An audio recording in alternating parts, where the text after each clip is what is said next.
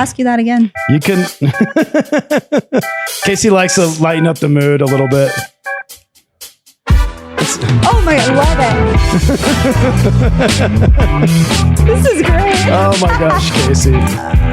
It's not real estate podcast. We don't take shit seriously. Yeah, we don't take stuff too seriously. Yeah. So, yeah. Anyway, that was great. I want to do that. Casey again. just likes to loosen up the mood. So, welcome back to another 4C podcast where we talk about everything Park City. Today, we're joined by the two powerhouse women in luxury real estate who aren't just selling homes, they're helping build the very lifestyle that defines Park City.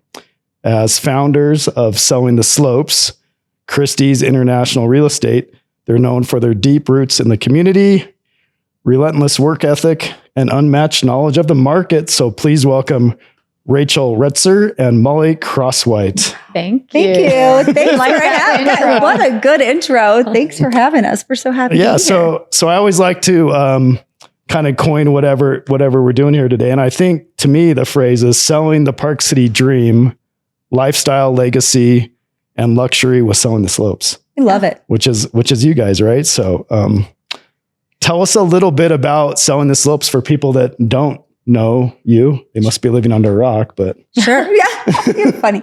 Well, we like kind of like what you're saying. We like to say our mission is to make sure people get to know who we are. So Selling Slopes, our personalities, they get to know about Park City, the Park City lifestyle, and then they get, property experts. So that's kind of encompasses Rachel and I as a company, our Selling the Slopes brand. I was born and raised here in Park City.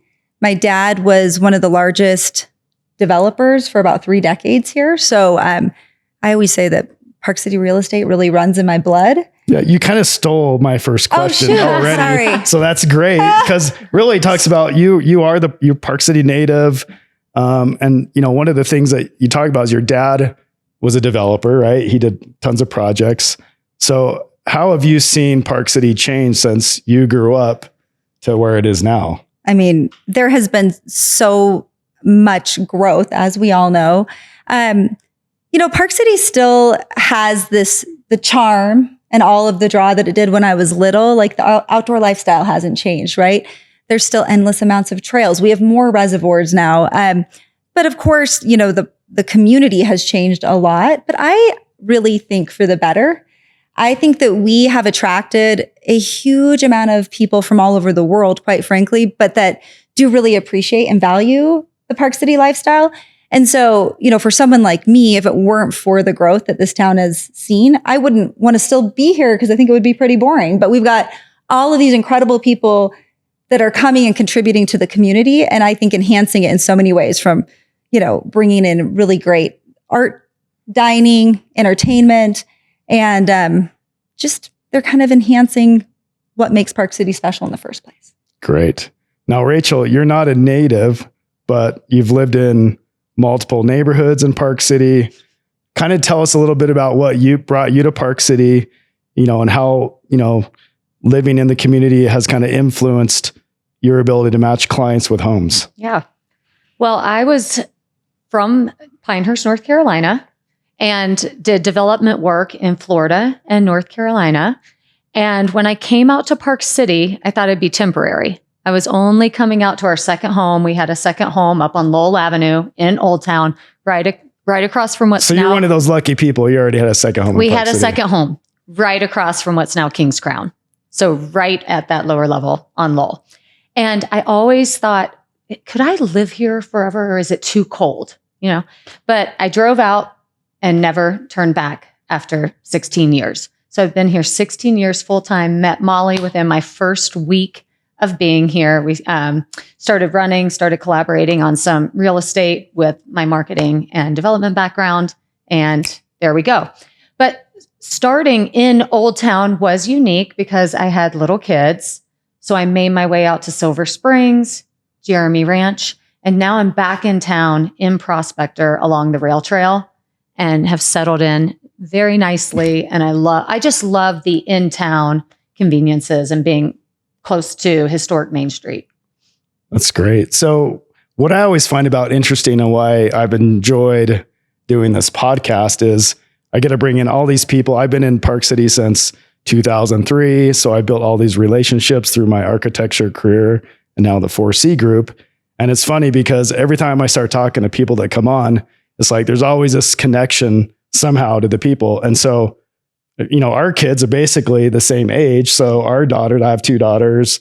You have Molly, you have what? Caroline, one daughter, 2 boys, but 3 stepsons. Yeah, 3 stepsons. Rachel, you have a daughter and a son, right? And so everybody, you guys went to Parley's Park, right? Or yeah, but we met at Soaring Wings. Okay, so even earlier, Soaring Wings School. Yes, and that's kind of just funny that, you know, kind of after all these years being, you know, you've been here for 16 years, Molly growing up here, how everybody's lives kind of intertwine, which I think still gives Park City that small town feel. Absolutely. 100%. Like, I think that we tell this to buyers all the time when they're considering Park City and other mountain towns.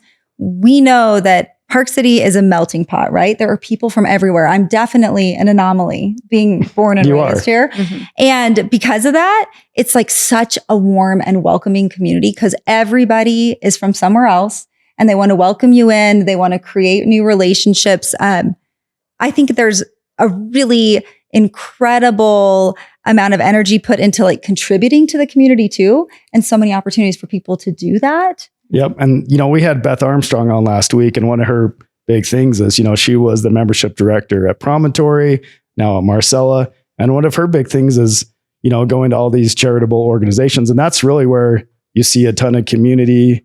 You build those relationships, and a lot of people are going there. And, you know, that's where the community is coming together. 100%. Yeah. It's a great place to be a nonprofit. Well, are you guys involved in any? Well, I started a nonprofit. Okay. And then Molly's involved with an educational nonprofit. Well, tell us a little bit about it. I started Park City Running Club, which is a youth 501c3 for kids. And it was because there were no programs where kids could just go run. And it still is around today. I handed the baton off to a younger runner who ran for Baylor. And she's still running the program, but started it now about 10 years ago.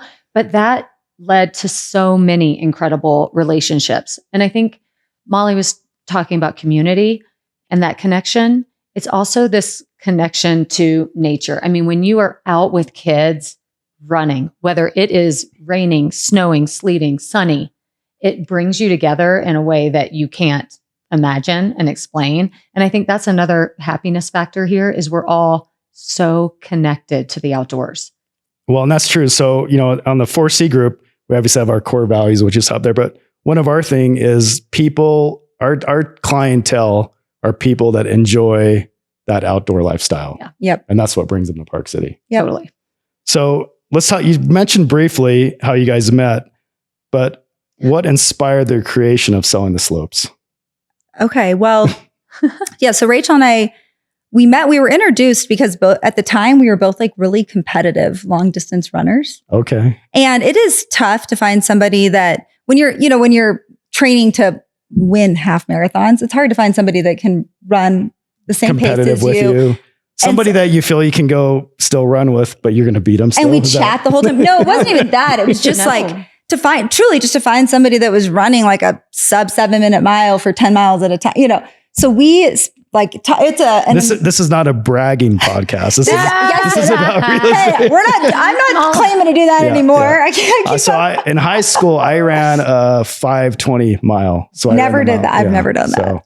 Bragger. Yes. Yeah. So anyway, sorry to interrupt. I got you beat. No, wait, you beat a 5:20 mile? 5:02, baby. 5:02? 5:02.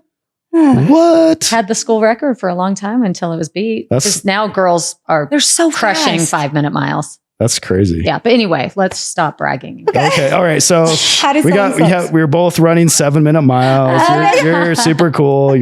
And you guys met. Real estate roots. I mean, both real estate roots that ran pretty deep. And then, it evolved. So before Selling the Slopes, we had a long-term property management company. Okay. And we were managing like a lot of properties that family members of mine had invested in my dad's developments over the years. And we were doing, it was great. It was nice when we had kids that were at home still and little, and we had a lot of flexibility with our time.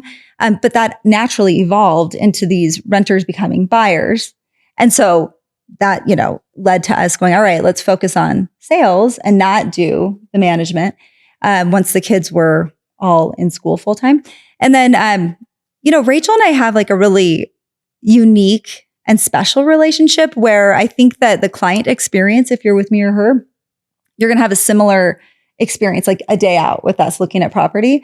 But we actually bring like really different skill sets to the table, which are needed in business. So Rachel is really creative and has a really remarkable marketing skill set and background. And I'm much more of like an analytical thinker and like very strategic. So together, it has just been kind of like magic.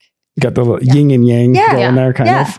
Yeah. So one thing we've talked about for years now when we started selling the slopes is Molly is power and perfection, and I'm peace and party. Yeah. So, and these are things that have Peace evolved and party. over the time through a ninja training that we went to for real estate. And there's always those 4 quadrants. Ninja training for real estate. It's ninja. What is ninja training for real estate? Well, there's another thing. So we're rolling into that. We are always trying to grow. Yeah. So trainings, and that happened years ago, but we're always listening to podcasts, reading books, always keeping up with what's going on in the news and analytics and all of that. So we're always trying to evolve and grow, but really knowing ourselves and being able to say, okay, here is where you are so good. Now I need you to come in. Or, we're just always pulling from each other, supporting, building on each other's skill sets. Well, I noticed one thing because we had Christie's here at our office for one of your sales meetings. And I was super impressed on how in-depth and educational you guys did that meeting. And it seems like maybe tell us a little bit about, you guys were part of Christie's, right? When they opened, founders, or what's that relationship? Yeah. So Rachel and I were approached. So there's 5 founders, 6, 5 that are salespeople. And then we have this fellow Ace, who's an additional founder, but he doesn't do sales. And they had all already created, like they had this all brewing in the background before we were looped in. And I think that we were their first team they wanted to recruit. Okay. And so they, asked us for this private lunch up at St. Regis. And we sat there and we're like, hey guys, like we're just not going to go work for another group of men again. That's been the story of our life. I like this. This is juicy. And by the way, like if you want to do something different, you can't just be a bunch of dudes again trying to recruit a bunch of women who, by the way, are really powerful in this field to work for you. It's getting old. So we're not interested in working for you, but we'll be partners with you. Okay. And I think they were not expecting that. Kind of laid it down. This is how it's going to go. Because we had been approached I think we actually said that. Like, do you know how many times we had 4 guys come to us, ask if we'll come work for them? A lot. And so no, but we'll do it with you. Yeah. And it took, I think it was hard for them because they had been working on this, and it was, it's hard to slice it up. It's hard, over a piece. Yeah. But Ace, we went out to dinner last night with our new chief marketing officer at Christie's. And he said, my wife, though, right before I met with Molly and Rachel, said, it's 4 dudes in a picture again. 4 dudes again. And then he met with us. But one thing that we did differently in the meeting, not only because of our gender, but we said, here's why we should be founders and here's what we're going to do.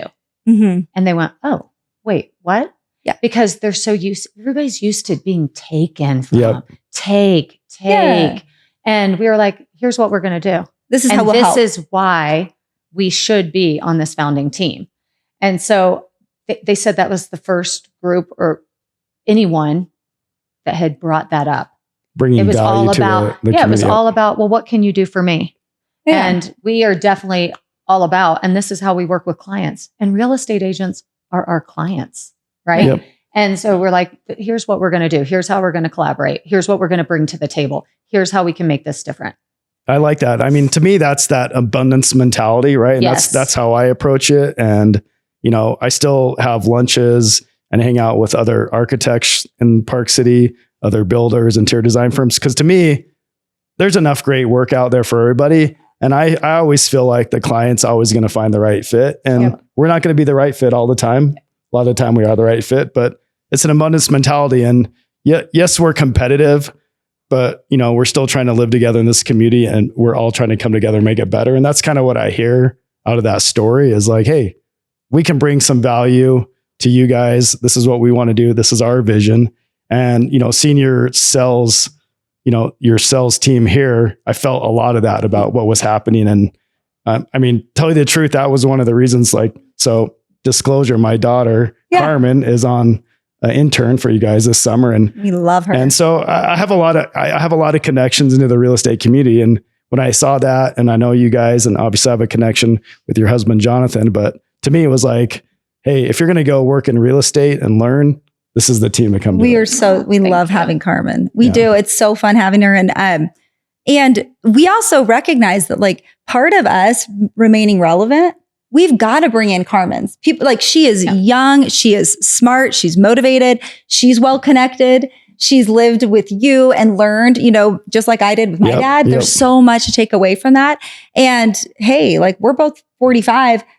We're not spring chickens anymore. And that's part of, training, mentoring, interning. I think that's that whole keep it fresh, what we do. Yep. Yeah. And we like the real estate community, even more so than your line of work. We have, the great relationships with the other agents, especially the ones that we are, quite frankly, competing with the most, is so important because we want to do deals with the other people that are our competitors. So we want to have great relationships, be really respectful to one another, always support each other, never speak, despairingly about anybody because, it requires. They're people. They're human beings, right? They're our friends. People, we have to live in a society here, right? And I think this is one thing, and I don't think a lot of clients hear about this, but part of that, what you guys do and those relationships is that's actually a benefit to your clients because there's 100%. A lot of times, right, when you're hearing about these deals off market, or you have a client that's looking for something specific and you can reach out and be like, hey, what about that one thing, and you can kind of put those deals together off market, which to me is a massive value. So many of our transactions are off market. Yep. So many. And also I would, the truth is if you have an agent that you have no history with, you don't know, and you also know they don't know really the market, they don't know what they're doing. And then you have another agent from Park City that you've done a ton of transactions with, they are deal makers, not deal breakers. You are confident that they're representing clients that are going to actually get to the finish line. Hey, we do tell our sellers, we got these 2 offers. This person we've worked with so many times. We are confident that they are going to get this to the finish line. You're helping sell we don't your know up to you. Of course, it's always their choice, but having those relationships and history is huge. Well, and I think Park City is unique in the second home market where, first of all, a lot of your clients are going to buy and sell multiple times through their life cycle. Yep. They have friends now, right? They want to come, then they're going to buy and sell. And so, building those relationships, that's one of the key factors in what you guys do, right? Yeah, absolutely. 100%. Yep, it absolutely is. So what makes the Park City luxury market so unique, in your opinion? I think that where we're most unique, from what I understand when I learn from agents in our network that are in other luxury markets, I like that we refer to it as kind of like a quiet kind of wealth. Mm-hmm. So there's a lot of people here that are incredibly successful and it's very understated. So there's a humble luxury. And so nobody is trying to necessarily impress anybody else. And I kind of think that's what makes it most special is that people are here not to try to show off what they have. They're here because they love what Park City has to offer. Love the lifestyle. That would be the first thing that comes to mind for me. Well, and yesterday I was trying to define luxury, right? Because luxury could mean something different in Scottsdale. It could mean something different in Pinehurst, North Carolina. Luxury is different. So to me, it's really an experience. And so Park City is this really unique experience where not only do you feel connected, but you feel special, you feel appreciated. It's curated, right? So it's not a number. It's not a surface. It's not the marble you choose, or it's not, okay, over $1 million. That's luxury. That's luxury. You know, it really is this all-encompassing experience that we not only can offer and have this incredible privilege to offer, and you do too. Yep. That's why we're in such amazing fields of work, is we get to bring this beautiful experience to our clients. I mean, we just closed on a deal that, was in relatively a very low price point. It was, $400,000. And it was a luxury experience because we were able to give this family such a smooth transaction, such a curated transaction. It was very personal. It was very connected. And we bring in title and other people that continue to make this luxury experience work. Yeah. So I think not differentiating how the experiences for the sweet family who lost their mother and had this condo and didn't know what to do. And then, a $20 million buyer off Old Ranch Road. And we really do feel like we create that luxury experience by becoming really good friends with these people along the way. Yeah. I mean, I think that's great. I mean, one of our things is creating the luxury client experience for our client. And for us to define that it's about setting clear expectations with cost, schedule, and quality. Yep. And so if we can define those and set an expectation with the client, this is the cost, the quality, and the schedule that you're going to get for this service. Yes. To us, that's so huge. what luxury is. Yeah, absolutely. Right? You're holding yourself accountable and giving them, something they can lean into. We operate the same way. So, of course, we can't control cost necessarily. We don't know what your house is going to sell for in the end, but we've had a really tried and true exercise with sellers where we provide 3 price points. And we're this is a reach price point, and based off of your specific market and, all of the data, it's going to take you more than X amount of days for this to be absorbed. This is our market price point. And we say, should be expecting 95% list to sale price, and it's going to close hopefully within 60 days based off of history. And then this is a move if you're desperate. And we have those sellers we got to get out of here. We got to I want to be done and move. It's nice to be able to go back. And then I think our communication, our systems are huge. We live and die by our systems. Systems, process. It's all about, that systems and process. We have a feedback form so that there's never a mystery on why you are paying us this commission. We will tell you everything we're doing in real time. And Fridays, we upload it and send it to you. But there should be no mystery, right? Yep. Very, very clear communication and very clear systems that are constantly evolving and fine-tuning. But we have quite a few that, work for us. So it's now refinements. Yep. Sounds like you're setting clear expectations for the clients and then holding yourself accountable. Totally. Absolutely. This is what we've done. Nobody ever calls us and asks, well, what did you do to market my property? They have a live Google sheet they can access that has a link to every Instagram post that we've done, every open house that we've hosted, every email blast, even feedback on showings. It is all right there. And a market report every week. People love that. So we that. want them to see exactly what's happening every single week embedded in the feedback. Yep. So that kind of goes to my next question is, in Park City, it's not about just finding people a house. It's about, I call it lifestyle matching, and then putting those people in those right neighborhoods. Yes. Yep. So how do you guys go about that? What's that process? New client comes in, there's so many different areas, developments, there's private clubs, there's living in Old Town, there's kind of, where you guys are at, in Park Meadows and new communities, new developments. How do you filter through all that and find that right match? This is really about, of course, getting to know them on a pretty deep level. Now, some are, they don't want to disclose too much, and those are kind of simple, this is exactly what we need, and here you go. But when we're really trying to discover what the best fit is, it's really diving into what is most important to them, their family, their careers, what they love to do for recreation, and then also their dreams. Like, what are those things that matter so much to you? And just those 4 things: family, occupation, recreation, dreams. You can start to unpack a lot once you are figuring out those things. 3 bedrooms, 4 baths, whatever. Like, what is your family like? How do they operate? What does this look like? What's important to you? I mean, we can rule out a lot of neighborhoods quickly if people want to be in the school district. Yeah, that helps. We can rule out a lot of neighborhoods if people it has to be gated. Yeah. I mean, because we have that a lot. They're like, they're so used to that. But sometimes I'm like, wait, you don't understand. There's like this incredible property on Lucky John Drive. Nope, not gated. I'm like, all right, I'm not going to, you can wait till they get here. Sometimes people think they want Old Town. And by the time you just kind of pepper in a few Park Meadows or things, they're like, oh, wait. Thank okay. Yeah, wait. I didn't. Okay. Well, so I find that interesting because a lot of our work is in the gated country club, golf, ski community. So Promontory, Two Hays, Victory, all those kind of things.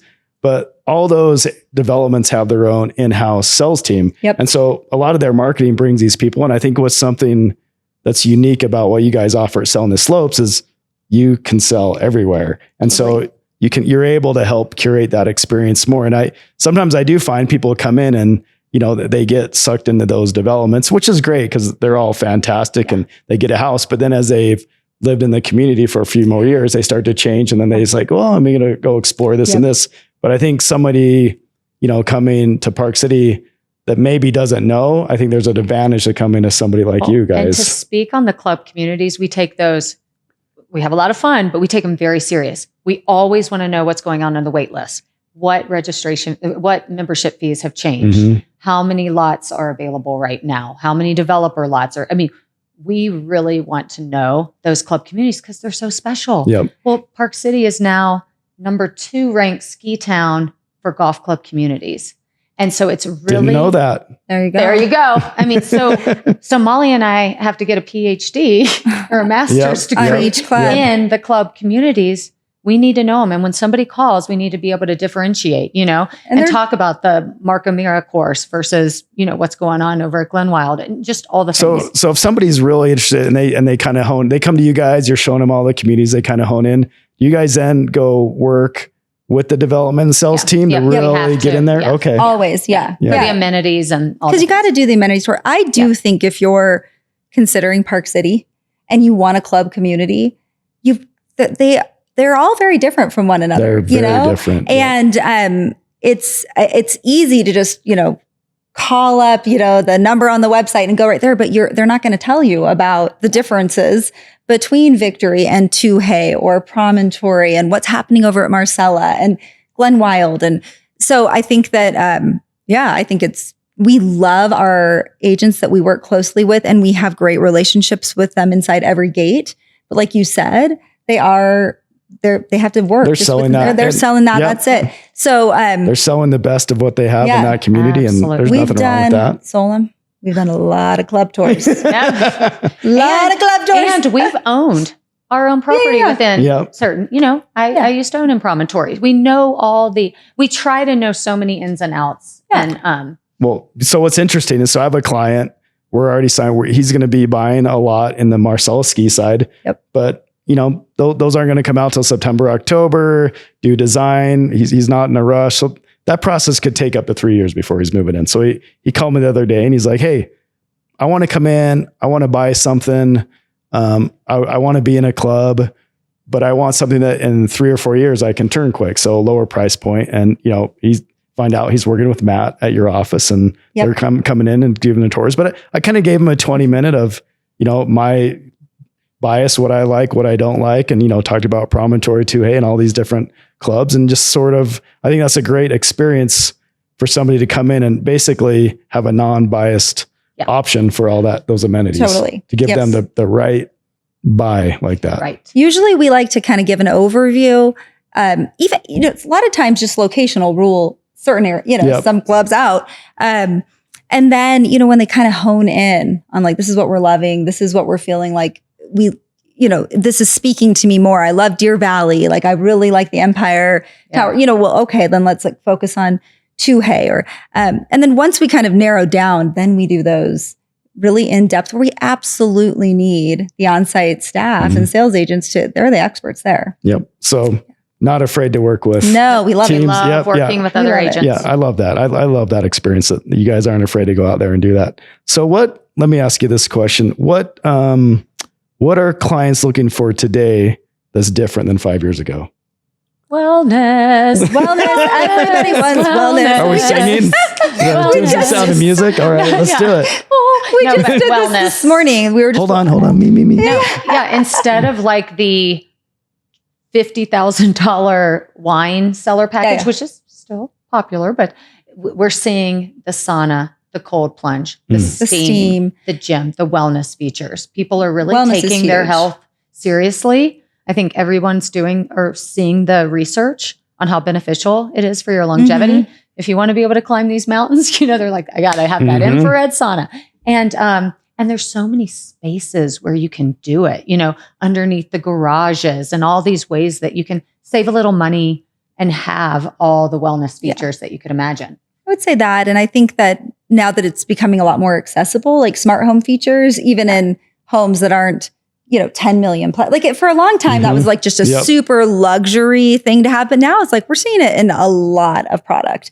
And it's not that difficult to have an all on, all off, integrated AV, blinds, all of that. I think people are. So for me, what I'm seeing golf simulators. I mean, doing a ton of golf simulators. Do you guys see a resurgence of home theaters? Is that anything that people are looking for? I've seen a resurgence of it, but I haven't actually been asked for it. Like we haven't yet had buyers go, this is what we want, but I'm starting to see them again. So maybe, I don't know. Yeah. I don't know if it's what's interesting is obviously from the COVID where Park City, that was a huge boom for us. Instead of having one office, we want two offices, have to have the home gym, home theater, golf sim, and all these other things. And, for a while we almost saw the scale of homes going down. And then it kind of went back up. And I think we're seeing some more people come in and wanting smaller scale. And part of it is just, I think a lot of these developments now are honing in on the wellness. And so those amenities are kind of taken care of on site. Yeah. We're also seeing people want it to be special. I think 5 years ago, so many specs, so many flips, and people just, even if it's just a wall of wallpaper and some special hardware, you know what I mean? Like it goes a long way. It goes a long way where it feels personalized. They want to make sure that they're buying something that has some soul to it, that it's not just sounds like you're talking about a custom home that maybe four-seater. Yeah, I think you're no, it's the truth. And we're hearing a lot of like, I just want it to feel like it had a soul. This house has a soul. Not that somebody just did this within 3 to 6 months and wrapped it up. Yeah, I mean, you were seeing that a lot with the spec. Everything was starting to look the same. And it was looking the same. And there was nothing like unique. I mean, even some homes that were far from specs, they'd raise their families there and maybe there were still updates, that need to be done, but there was a soul. It was really like curated lighting and hardware and really neat tile selections. Like those are speaking, a home like that's speaking to the buyer of today. Cause they're like, this feels purposeful. Yes. Well, go into that. What's your favorite client story that captures the essence of what you do? Oh my God. We have we have these clients that we worked with for over 3 years. I mean, this is just kind of captures what we do, right? Okay. So these guys, incredible young family, very, very successful. Okay. So they vacillated a lot though, because they're also like super humble. That's back to like these humble roots. Like nobody here would know their capabilities of what they could spend, but like, so they also didn't want to necessarily put themselves out there as like, yeah, we've got this huge estate, I mean, man, we worked with them on multiple properties, one of which we spent endless amounts of hours because there was a complicated lawsuit around the property and there was issues with the Army Corps. Till the end, after like months and months and months, we had to back out. And then another property popped up that they were like, it was all the stars aligned and it worked. But it was a 3-year process to get to to where they are now. They definitely found their place that they'll be in forever and ever. I think that does paint a nice picture of like what we do though. You're in it for the We're long in game. it for the long game. And we became such good friends with them and watched their kids grow up along the process. And you know what? Sometimes it takes that long. And we have stories where it's like, tell about the guy in Old Town that just called and said, this is the house I want and let's go. And I'm like, okay, well, I guess we'll draft the offer right now. So, I mean, but was the house even on the market or was his agent had referred, this young guy had referred this fellow to us. And he said, listen, I found you guys on social media and I need to know that he's in good hands because this guy is so impulsive. He could be taken advantage of in a minute. Okay. Yeah. And so we're like, okay, we promise we will take good care of this fellow.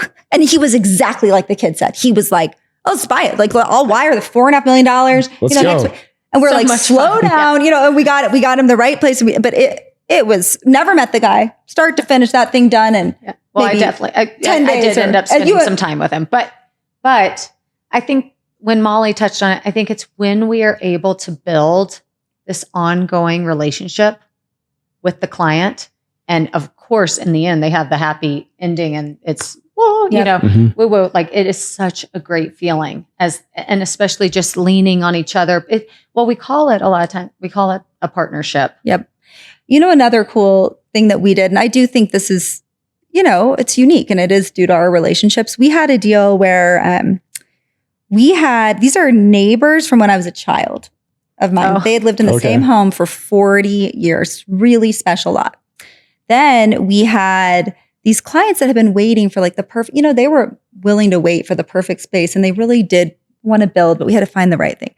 So we had their home for sale in Old Town. And meanwhile, they're waiting for the right spot. And then I have my old family friend saying, okay, we think we're ready, but we got to find the perfect spot to move. It's got to be perfect. And then this property pops up over in Heber with acreage and beautiful farmhouse all on one level. And I was like, Rachel, I think we can make the stars aligned. And we did. We got all 3 properties under contract. We got all 3 lease backs for 6 months. And then it was just this boom, boom, boom. And we made it. It was 3 transactions in one. That's a great story. Yeah, it was cool. We might not be able to replicate that one for a while. But it was so cool. It was amazing. It was so cool. And it worked. It was magic. It's like stars aligning, But that's having the knowledge about the area, being there for a long time. That's not going to happen to an agent that just starts out. You got to have the depth. You got to have the depth. So what would you say is the biggest misconception people have about Park City when they come in? I mean, some people, and this is funny because, just with high school students who have just exited, some people do think it's pretentious just because of the price point. But we absolutely don't see that. And that's what we've been sharing since this podcast started, is just how warm and caring people are.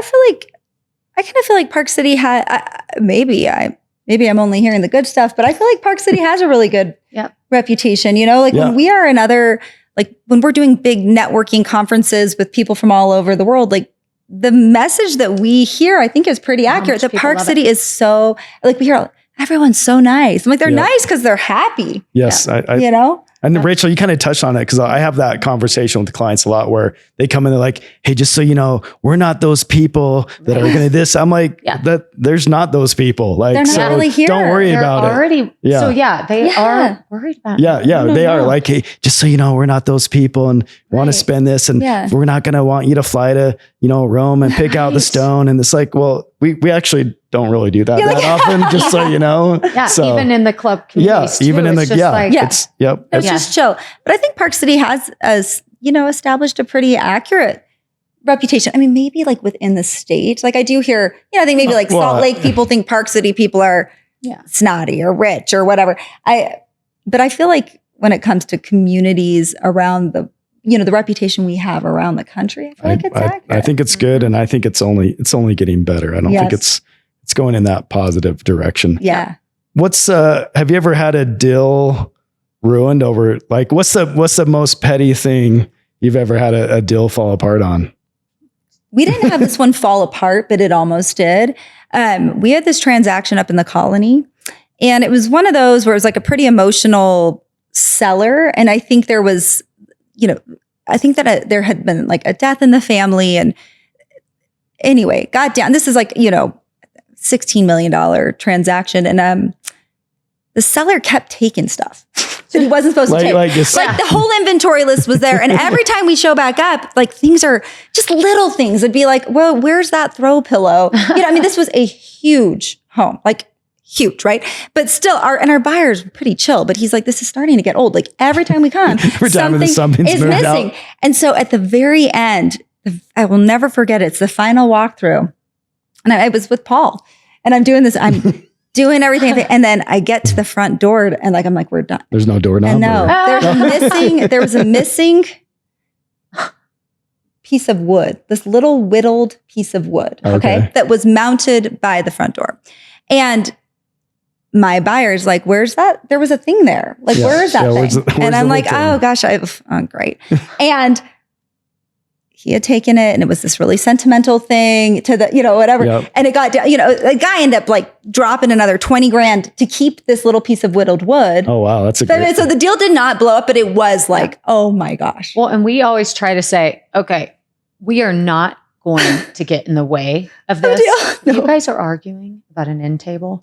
Yeah. We can figure this out. Okay. Yeah. And if it's Molly and I figuring out an end table, or maybe we should have whittled some wood. Yeah. Like, but whatever. No. I mean, sometimes to me, when we get to these little stages, there's something petty or this or that's like, I like to look at everybody like, hey, everybody here's already won life. Right. Like you've won. So it's okay. Let's just take a breath, relax. Don't worry about that. That's our And usually job. you have that little conversation and everybody's like, oh, I guess you're right. This is really stupid. Like, honestly, let's move on with life. I don't think we've ever lost a deal over something so silly. Now, has it gotten really emotional in the end and like silly things?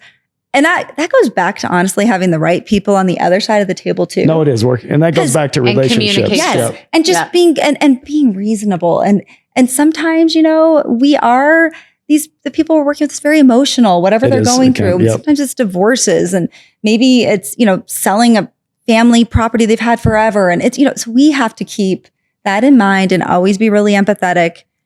And a huge thing is pick up the phone. Yeah. Make yourself. Yeah. Communication is very big. Yeah. Whenever you can. Yep. Let's not settle this over text or email. We've got to do it the phone or face to face. And so many times that just diffuses it. It brings it down and listening.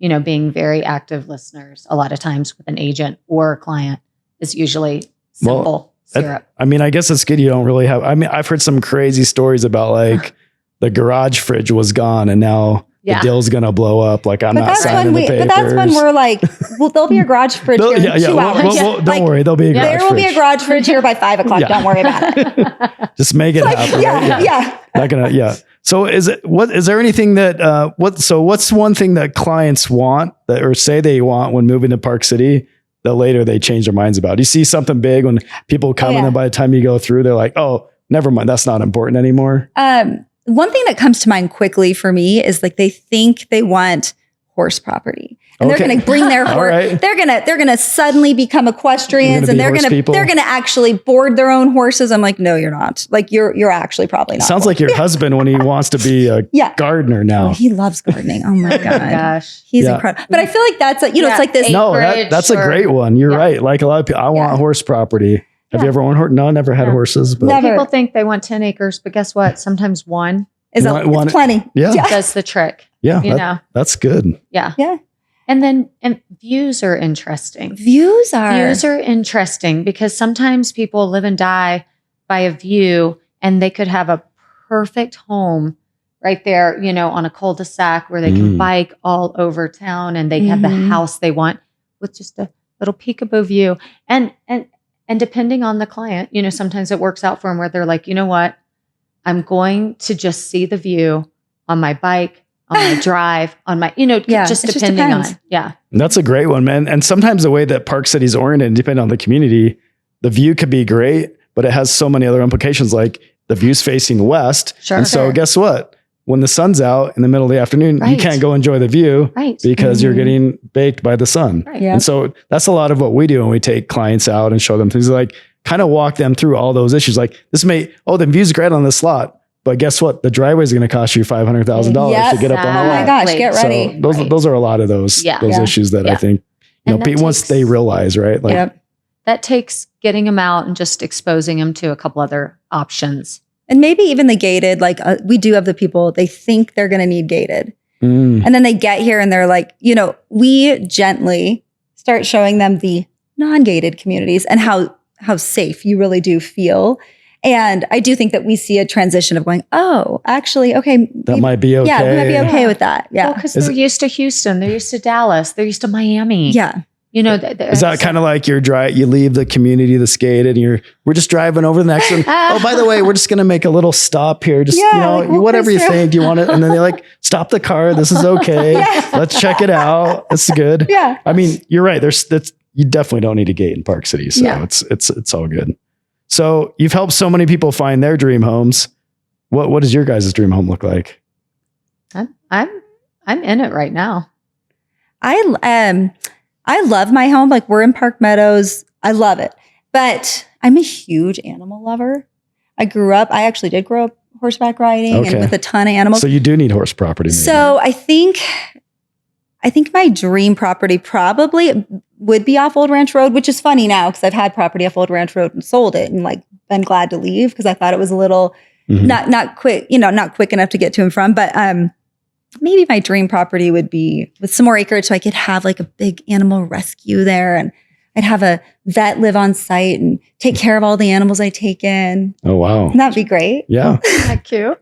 I actually think mine might be a little, and I don't have a huge house. I live right on a trail and that's why it's perfect for me. It's beautiful. If I can just access the mountains with the dog, I'm so really nice. good. And then we did a huge remodel, but I don't need a ton of space.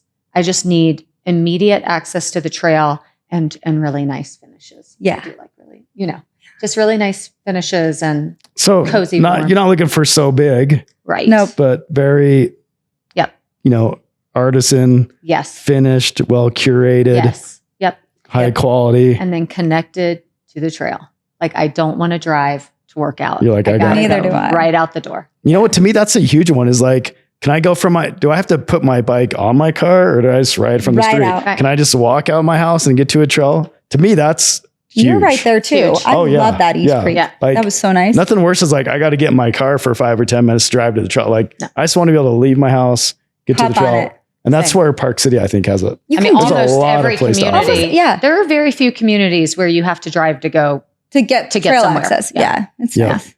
So here's where we talk a little bit about how awesome 4C is. Yep. So we love 4C. So we've been talking a lot about where clients come in. You guys are helping them find an existing dream home, whatever. But there's times when they can't find it, right? And you're going to help them find a lot, some property, some horse property, trail accessible property. So we recently have experience where you had a client, they bought in Marcella. You worked with the 4C group. We're obviously the collaborative. We do architecture, interior design, build. Kind of tell us a little bit about the positives in that, what you see works well with that, and kind of the bonus and benefits to clients in that scenario. It's huge. We love having the relationship with you guys and being able to say how much we trust you. You guys are honest. You deliver an incredible product. And the fact that you are a one-stop shop is huge. Because it's really overwhelming for these people. Let's be real. If you can afford a $6 million lot, you're probably, a pretty invested business person and busy doing your own work. Time's valuable. So they, for them to go, gosh, I'm going to come and I'm going to dump another 10 or $15 million into a project. And I don't want to have to micromanage. Who's the architect? Who's the builder? Who's going to do my interior design? Who's ripping me off? And, so we've been so thrilled that you guys have done the 4C collaboration. You guys are awesome. And we feel really lucky that we've got you. Yeah. And I think what's cool is like you talk about, you have these people, they're coming in, they're buying a $6 million lot, they're going to build a $10 million house. But really, when they're coming into town to make those decisions, they're only here for a few days. And they have to make which architect, what interior designer, this and that. And so, part of what we try to do here at 4C, and now we have our new facility at the Collaboration Center, is trying to make that an easy decision for people so they can come in and feel like they're taken care of out of the gate. Well, and I think there is an accountability feature too, where I've heard in the past, but I kind of like having a different architect and a different builder for accountability, but I see it completely different. I see the fact that you guys are all under one roof and this collective that you're all holding each other accountable every day with your systems and your communication and all of it. So I love that, especially because probably a lot of your clients are out of state. So they're almost always out of state. So much always a second home for that accountable. I mean, and right now, as we saw when you guys came in, we were having a meeting between our construction team, the architects, and we were bringing in our vendors that deal with the heating and cooling and mechanicals of the home before we even get a permit, making sure all that stuff's going to be flushed through. And I think, Rachel, you brought up a great point. Like, there's always going to be something that goes wrong in the process, right? Yep. And it's really about the communication and picking up the phone and saying, hey, we're here. We're going to work it out. There's going to be issues, but that's why we all come together under one roof so that a lot of times you're not even going to hear about it. We're just going to resolve it before it even happens. Well, and I want to speak to how much pride you should feel when you walk into this space. It says a lot about the brand. It says a lot about what you guys are doing when you come in to the 4C studio. You're like, okay, this is a representation of what I'm going to experience. This is polished, beautiful, curated. It's special. And you feel so good when you're in this space. And so congrats, because you did an incredible job. Yeah, thank you. And that goes, we're trying to be professionals in this field, right? We're trying to, as I said, build accountability, cost, quality, and schedule, right? If we can nail those with our clients, everybody's going to be happy. So 100%. And it's huge, for us. We always tell our clients, like, hey, we're like, the relationship doesn't end when the transaction closes. And it's so nice to know that we're not like they're with you guys. We know they're just well taken care of all the way around versus feeling like so overwhelmed. And it's awesome. We love you guys. Well, and the accountability goes, like, we know if we make a mistake or the client's unhappy, you guys are going to hear about it too. And so we want to make sure that we do the best we can. And like we said, nobody's perfect, but we bring in that level of, I say a high level of communication, which, builds that world of accountability. For agents that are watching this podcast, they make you look good. You make us look good. Well, that's why we need to be using this office more. Yeah. Well, and that's like really Jonathan. And that's Jonathan, he just comes in here all the time. Like, where are you right now? He's like, I'm just at Solom's. I'm like, it's not your office, but okay. Yeah, and that's really what we're trying to build with the agents. Is this level is really about you bringing in your clients. If you want to have a lunch meeting and talk about that, we'll bring in the lunch. We're all about as much involvement up front just to make sure clients are able to make the right decisions and understand, like you said, is it views? Is it a horse property? Am I going to have to spend $500,000 extra on this driveway? Mm-hmm. What are all those things that create the overall value for those properties? And we're just here to help them make those decisions and educate them. So sounds good. All right, you ready for a little lightning round questions? So these are just quick answers here. Favorite Park City season? Fall. Oh, summer. Summer. Okay. Any specific reason why you like fall? I just love the colors. I think the temperature is perfect. I'm out on the trails every day. I don't know. I love summer too, but I just think the fall. That's a favorite. Okay, fall. I like it. I'm kind of a summer guy myself. So must do experience for new homeowners.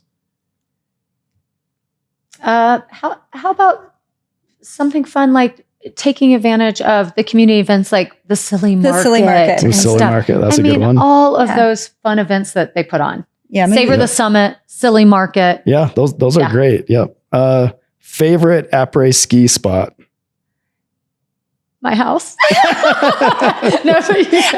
It seems like the Vintage Room has become quite the spot for people that are up in Deer Valley. It's pretty cool. Is that the same thing as the Champagne Room, right? Or is that the same? Vintage Room, Champagne Room. I hear the Vintage Room. It's like it's like the swanky après ski lowered valley, youthful to be seen. And then if you want a really old school Park City experience, you could hit up the corner store for a beer. Yeah. At the end of this at Park City Plaza, you got a beer, maybe a burger, and there's live music, and it's you're going to leave with sticky hands, but you'll feel like you kind of stepped back in time. Yeah. Nice. What's one Park City development or trend you're secretly excited about? Oh, well, I don't think it's a secret. I'm buying a sauna this month. Oh, a trend. So sauna trend. Okay. I think that we have a development that we're going to be bringing to the market soon. That's just right as you come right past East Village as you're entering into Midway on River Road. And it's going to be pretty cool. It's going to be like a really high end product. That's the one that still doesn't have a name yet, but no name yet. We're going back and forth, but they're going to be, I think the plan is to, break ground in September. It's going to be pretty cool because, I think that Heber Valley is pretty special. And now you're so close to skiing. It's kind of just like any other offshoot. Okay. As soon as that launches, we'll come back on and talk about it. But I know what you're talking about. That's going to be great. What's one negotiating tip every luxury agent should know, but no one teaches? Listen. You've got to be an active listener. People who think that they're good at something, they talk too much. I think really honing in your listening skills so that you know what your client really wants and not what you're thinking. Mm-hmm. Yeah. And I think, I feel like luxury agents do know this, but, never being the reason why a deal doesn't come together. Like, this is not about us, right? This is about the buyer and it's about the seller. And our job is to make that work and never be the reason why it doesn't. There's all sorts of ways that you can be in it sometimes to do. So just, you're a deal maker. Be a deal maker, not a deal breaker. Yep. Be a deal maker, not a deal breaker. Where do you see the Park City luxury market headed in the next 5 to 10 years? Oh, we're going to keep going. And we've got too many good things ahead, from the Olympics to these new developments to East Village, and comparing us to other markets like Vail and Aspen. We're still a good deal. We're still a deal. So I think it's going to go up a lot. Yep. Okay. So I still think now's the time. Whenever people want to get in. Like some people will be like, well, I'm going to wait and do this. Nope. I'm like, and every time, so with us, it's more about people saying, I'm going to wait to do construction. Things are going to come down. I'm like, the data shows every year it's inflation. Yep. And may have been 1 year in 2010 where it kind of stayed flat and stagnant. But other than that, every year it costs more. It does. Is the time to buy. Park Cities now, there was growing up here, there's a lot of time people were like, oh, it's not, sophisticated enough. We didn't have the dining. We do now. And it's easy to get to. We've got the private airports. We've Salt Lake International. We've got their FBO there. So there's more money coming here. And we're a better deal than these other markets. For why? I don't understand why we're less than some of these other places. So I think that it's going to keep creeping up. I agree with that. Yeah. So what's next for selling the slopes? You guys? Well, we've got some developments. We're always thinking ahead when it comes to, even light discussions of other markets. We're growing significantly at Christie's and really involved and proud of that brand. We're expanding to Salt Lake. We'll definitely be expanding into other areas St. of Utah George, maybe, and beyond. And so with Christie's and selling the slopes, and slowly, Carmen's part of this, but growing our team. Growing the team organically. We're going to be empty nesters. Both of us. I know. So our youngest crazy. are out. And so I think it's going to open up a new helping support the next generation, right? Yeah, absolutely. So.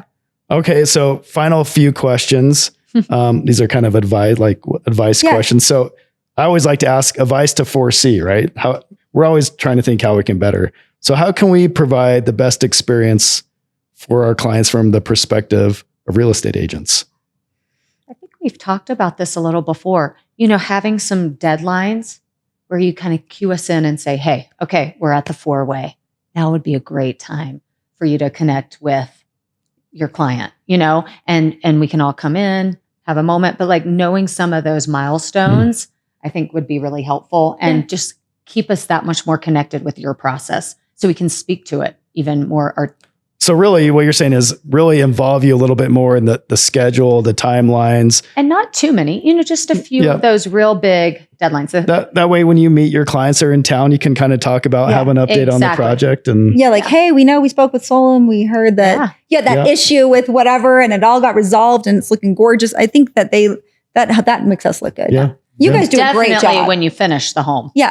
Hopefully, and hopefully we'll know that hopefully there's a party for everybody. To know that too, but a beautiful, Yeah. And I think that's fun. And that's a lot what I've been training my team on is hey, these agents are our allies in this. They're our associates.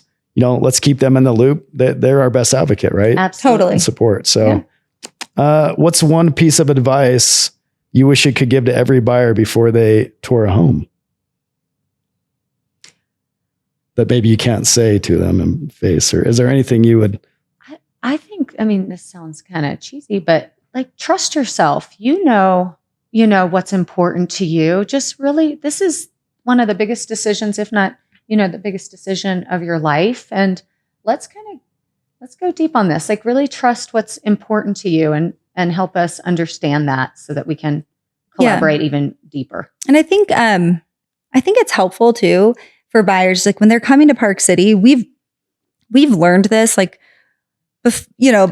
before we were as busy as we are now, we'd be like, sure, they're coming to town, and we'd pick them up and we would drive them everywhere. Oh, yeah. And now, like, they don't necessarily want to be stuck in the car with us all day long while they're seeing everything. So now, what I would say is, if you're coming to Park City and you think you want to buy property here, you want to, like, ask your agent who you're working with to provide a driving tour ahead. And that's what we do. And we send you around and we're like, listen, we're going to put your names to be at the gate at 2. Hey, your name's, if you're. So you basically would say curate a driving tour. They can go husband, wife, bring the kids, got the map, take their time, map, property information. Yes, all the things. Then they come back to us and they're like, oh, thank God, we hated that one area. Like, we would never, we never would have gone by, Okay. And so that would be, like, get familiar with the greater area, but with the guidance of a professional, and then honing, because it can be so overwhelming. Sometimes it's not too often, but we'll have a buyer, like, they want to see 27 properties. No, thank you. No. You're not going to even remember what you saw. That's overkill. And I would say by the end of that, they're kind of probably getting angry. So annoying. They don't even remember what they saw. Even like the trust yourself comment. Yeah. We have a client right now who they keep going, all right, I'm going to do a shared wall. I'm going to do a condo.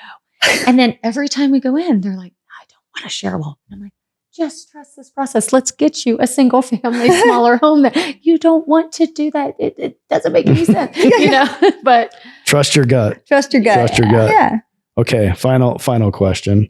And I'm going to rephrase this a little bit how I have it written because of your story here. What's one piece of advice you give to young women wanting to start a real estate career in Park City? Do it. Yeah. I would say find someone that you trust and do it. It's a hard career to do alone. Yep. And so to do it on a team, and it might take some time. We were really lucky, and this is an unusual circumstance, but partner up with someone that you can trust, lean on, and team up. I think it's, young people, they're eager, they want to start their own business, they want to do their thing. And it is a tough, competitive business. So I really encourage you, and I did this, and we've all done this, like, work with somebody, work for less than you think you're worth, and learn so much, because then you're going to bring so much more value when you are on your own, or be part of a team, like Rachel said. So be willing to kind of like suck it up and work with people that are, doing a business the way that you see yourself doing it, and learn from them, and be willing to kind of, like, people do this in every industry. Let's be real. If you're in the finance industry, straight to the top. And it's, you're kind of grinding, you're doing some of the crap. We do the crap too. We're cleaning toilets and making beds and emptying garbage cans and walking dogs and holding people's hands while they're in tears and helping you with the divorce negotiations. I mean, we do it all. And so be a part of that, and know that, you're going to be able to make a ton of money, but you will bring so much more value when you are independent. So, let your ego go. Let the ego go. And just do it. And like, Carmen is amazing. Your daughter, like, she's somebody Rachel and I've talked about. Like, we would hire her in an instant, because she has no ego. She's smart. She's hardworking. She knows Park City. She's eager. And she says yes to everything.